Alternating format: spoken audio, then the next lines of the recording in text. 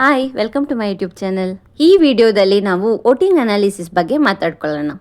ನಿಮ್ಮೆಲ್ಲರಿಗೂ ಏನು ಅನ್ನಿಸ್ತದೆ, ಈ ವಾರ ಯಾರು ಮನೆಯಿಂದ ಹೊರಗಡೆ ಹೋಗ್ತಾರೆ ನನಗೆ ಕಮೆಂಟ್ ಮಾಡಿ ತಿಳಿಸಿ. ಹಾಗೆ ವಿಡಿಯೋ ಇಷ್ಟ ಆದರೆ ಲೈಕ್ ಮಾಡಿ. ಈ ವಾರ ಮನೆಯಿಂದ ಹೊರಗೆ ಹೋಗೋಕ್ಕೆ ನಾಮಿನೇಟ್ ಆಗಿರೋದು ಅಶ್ವಿನಿ ಗೌಡ ಅವರು, ಜಾನ್ವಿ ಅವರು, ಧ್ರುವಂತ್ ಅವರು, ರಘು ಅವರು, ಗಿಲ್ಲಿ ಅವರು, ಕಾವ್ಯ ಅವರು, ಹಾಗೆ ಮಾಳು ಅವರು. ಇಷ್ಟು ಜನ ನಾಮಿನೇಷನಲ್ಲಿದ್ದಾರೆ. ಇದರಲ್ಲಿ ಈ ವಾರ ನಾಮಿನೇಟ್ ಆಗೋದು ಯಾರು, ಸೇಫ್ ಆಗೋದು ಯಾರು, ಡೇಂಜರ್ ಝೋನಲ್ಲಿರೋದು ಯಾರು, ಸೇಫ್ ಆಗೋದು ಯಾರು ನೋಡೋಣ. ಆ್ಯಕ್ಚುಲಿ ಸೇಫಾಗಿ ಆಡ್ತಾ ಇರೋರೆಲ್ಲರೂ ಸೇಫಾಗಿ ಇದ್ದಾರೆ, ನಾಮಿನೇಷನಲ್ಲಿಲ್ಲ. ರಗಡಾಗಿ ಆಡ್ತಾ ಇರೋರೆಲ್ಲರೂ ನಾಮಿನೇಷನಲ್ಲಿದ್ದಾರೆ. ಇದರಲ್ಲಿ ಯಾರು ಮನೆಯಿಂದ ಆಚೆ ಹೋಗೋ ಸಾಧ್ಯತೆ ಜಾಸ್ತಿ, ಯಾರಿಗೆ ಕಮ್ಮಿ, ಇದನ್ನು ನಾವು ಮಾತಾಡೋಣ. ನನ್ನ ಪ್ರಕಾರ ಅಶ್ವಿನಿ ಮೇಡಮು ಈ ವಾರ ಎಲಿಮಿನೇಟ್ ಆಗೋದಿಲ್ಲ. ಅವರು ಟಾಪ್ 5 ಕಂಟೆಸ್ಟೆಂಟು, ಪಕ್ಕ ಅವರು ಈ ವಾರ ಎಲಿಮಿನೇಟ್ ಆಗೋದಿಲ್ಲ. ಹಾಗೆ ರಘು ಅವರು ಸಹ ಈ ವಾರ ಯಾವುದೇ ಕಾರಣಕ್ಕೂ ಎಲಿಮಿನೇಟ್ ಆಗೋದಿಲ್ಲ. ಇನ್ನು ಕಾವ್ಯ ಅವರೂ ಅಷ್ಟೇ ವೋಟಿಂಗಲ್ಲಿ ಚೆನ್ನಾಗೇ ಇದೆ. ಸೊ ಈ ವಾರ ಕಾವ್ಯ ಸಹ ಎಲಿಮಿನೇಟ್ ಆಗೋದಿಲ್ಲ.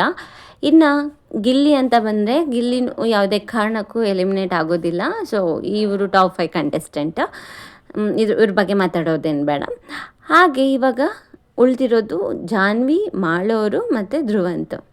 ಈ ವಾರ ರಕ್ಷಿತಾ ನಾಮಿನೇಷನಲ್ಲಿ ಇಲ್ಲದೆ ಇರೋದ್ರಿಂದ ರಕ್ಷಿತನ ಹೋಟೆಲ್ಲ ಮಾಳೋವರೆಗೆ ಟ್ರಾನ್ಸ್ಫರ್ ಆಗೋ ಚಾನ್ಸಸ್ ಜಾಸ್ತಿ ಇದೆ. ಸೊ ಅವ್ರ ಬಾಂಡಿಂಗ್ ಚೆನ್ನಾಗಿರೋದ್ರಿಂದ ರಕ್ಷಿತನ ಹೋಟು ಮಾಳೋವರೆಗೆ ಬೀಳೋ ಸಾಧ್ಯತೆ ಜಾಸ್ತಿ. ಹಾಗೆ ಮಾಳು ಅವ್ರಿಗೂ ಫ್ಯಾನ್ ಬೇಸ್ ಇರೋದ್ರಿಂದ ಮಾಳುನೂ ಸಹ ಯಾವುದೇ ಕಾರಣಕ್ಕೂ ನಾವು ಎಲಿಮಿನೇಟ್ ಆಗೋದಿಲ್ಲ. ಬಟ್ ಬಿಗ್ ಬಾಸ್ ಮಾಳು ಕಡೆಯಿಂದ ಜಾಸ್ತಿ ಕಂಟೆಂಟ್ ಬರ್ತಾಯಿಲ್ಲ ಅಂತ ಏನಾದರೂ ಮಾಳೋರನ್ನ ಎಲಿಮಿನೇಟ್ ಮಾಡ್ಬೋದು, ಚಾನ್ಸಸ್ ಜಾಸ್ತಿನೇ ಇದೆ. ಮತ್ತು ಧ್ರುವಂತ್ ಮತ್ತು ಜಾನ್ವಿ ಕಂಟೆಂಟ್ ಚೆನ್ನಾಗಿ ಕೊಡ್ತಾ ಇದ್ದಾರೆ, ಬಟ್ ವೋಟಿಂಗ್ ಇಲ್ಲ. ಯಾರೆಲ್ಲ ಇವ್ರನ್ನ ಮನೇಲಿ ಉಳಿಸ್ಕೋಬೇಕು ಅಂದ್ಕೊತೀರಾ ವೋಟ್ ಮಾಡಿ. ಈ ವಾರ ನನ್ನ ಪ್ರಕಾರ ಹೋದರೆ ಜಾನ್ವಿ ಮನೆಗೆ ಹೋಗ್ತಾರೆ, ಇಲ್ಲ ಧ್ರುವಂತ್, ತಪ್ಪಿದರೆ ಮಾಳು. ಇವ್ರ ಮೂರಲ್ಲಿ ಒಬ್ಬರು ಮನೆಗೆ ಹೋಗೋದಂತೂ ಗ್ಯಾರಂಟಿ. ಮಾಳು ಚಾನ್ಸಸ್ ಕಮ್ಮಿ, ಬಟ್ ಮಾಳು ಕಡೆಯಿಂದ ಕಂಟೆಂಟ್ ಬರದೇ ಇರೋದ್ರಿಂದ ಏನಾದರೂ ಬಿಗ್ ಬಾಸ್ ಮಾಳುನೇ ಎಲಿಮಿನೇಟ್ ಮಾಡಿದರೆ ಕಷ್ಟ, ಗೊತ್ತಿಲ್ಲ. ನೋಡಿ ಫ್ರೆಂಡ್ಸ್, ಇದಾಗಿತ್ತು ನಮ್ಮ ವೋಟಿಂಗ್ ಅನಾಲಿಸಿಸ್. ನಿಮಗೆ ವಿಡಿಯೋ ಇಷ್ಟ ಆದರೆ ಲೈಕ್ ಮಾಡಿ. ಹಾಗೆ ನೀವು ಯಾರಿಗೆ ವೋಟ್ ಮಾಡ್ತಾ ಇದ್ದೀರಾ ನನಗೆ ಕಮೆಂಟ್ ಮಾಡಿ ತಿಳಿಸಿ. Thank you video ನೋಡಿದ್ದಕ್ಕಾಗಿ.